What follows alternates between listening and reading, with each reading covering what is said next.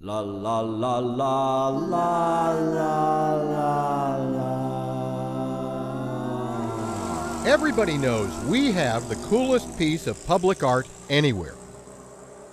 What about the second coolest?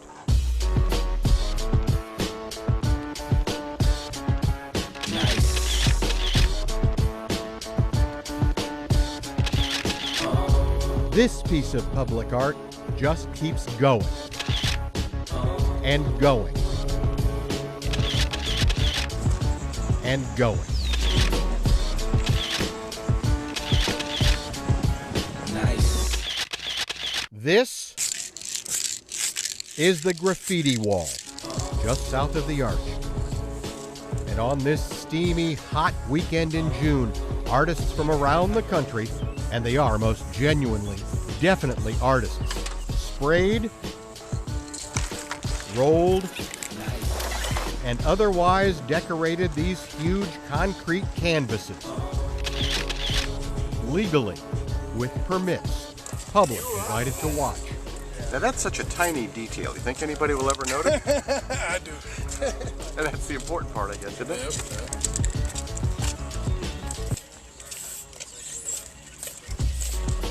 And in the graffiti writer community, this big wall is a big deal. A very big deal. It's a huge deal. Yep. Why? Because people, they don't let us do stuff like this. In the open and Right. legally. So to be able to come out here legally and then like the citizens can come and check it all out, Yeah. you know what I'm saying? It's cool. This is cool. This is like a once a year thing, you know? Yeah. This is like, it's art, you know? Everybody can come enjoy it. Now, would you tag something else that wasn't legal?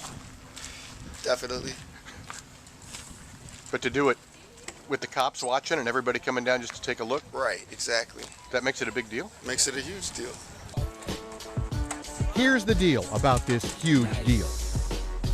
We've got this river, see? And they've built a wall to keep the river where it belongs when it rises up. This is the back of the wall, tagged with what some people call unsightly graffiti, shameful, ugly urban blight. But in the late 90s and early 2000s, somebody got the truly bright idea to take advantage of the artists who would graffiti the flood wall on their own anyway, and St. Louis happened. Miles of walls were painted, not graffiti, painted, mural. And then St. Louis stopped. But on this summer weekend, as part of the Open Studio program, about 150 graffiti artists, muralists, were given invitations and permits and encouragement to have at it again. And they did. No studio is more open than this. I've asked other artists the same question, people who work with canvas and brushes. How do you know when it's done? Sometimes it's really not always done. It's really never done. And art lovers you might not expect came to watch.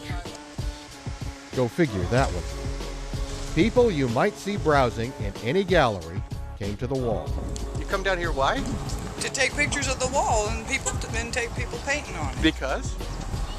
I like it. I just like the fact that people are doing it. Me too.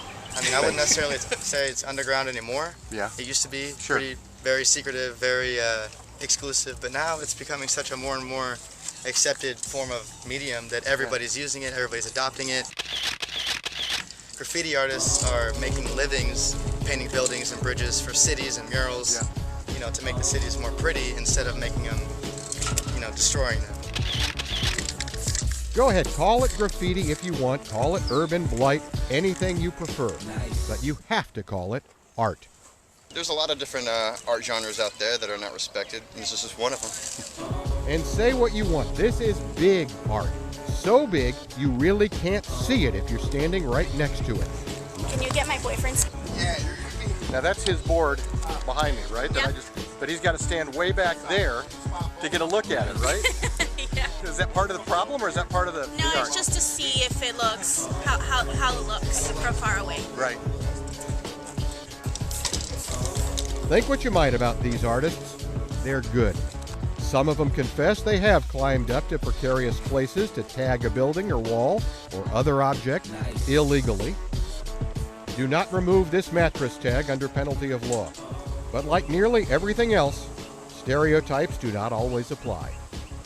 You work in what? I work in data networks. I'm a network engineer. So what are you doing tagging walls? I'm not actually tagging. This is a mural.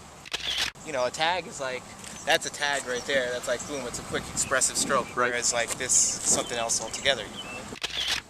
And you don't usually get a canvas like this, do you? No. And when you do something on this scale illegally, it's a lot more challenging. Legally or illegally? Illegally. It doesn't have any intrinsic value. That's what makes it graffiti. It's worthless. So when somebody comes and paints over it, well, it's graffiti. You know? Yeah, it's graffiti. But here, maybe it's not so worthless. And when you think big public art in St. Louis, you've got to think of the wall. Right down the street from that other piece of big public art.